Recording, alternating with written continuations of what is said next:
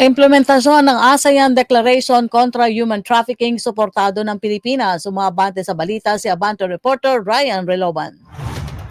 Rocky, suportado ni Pangulong Bongbong Marcos ang mga hakbang sa ASEAN countries laban sa transnational crime, partikular ang paggamit ng teknolohiya sa mga illegal na gawain. Sa kanyang intervention sa plenary sa ASEAN Summit, iginiit ng Pangulo ang kahalagahan ng mas maigting na regional cooperation para labanan ang mga transnational crime gaya ng human trafficking. Kaugnay nito, muling pinagtibay ni Pangulong Marcos Jr. ang commitment ng bansa sa full implementation ng ASEAN Declaration to prevent and combat trafficking in person caused by the abuse of technology. Ayon kay PBBM, mahalaga ang agarang pagbabahagi ng impormasyon, matibay na ugnayan sa pagitan ng mga law enforcement agencies at modernisasyon ng mga estratehiya para mapigilan ang lumalalang paggamit ng makabagong teknolohiya sa paglinlang at illegal recruitment.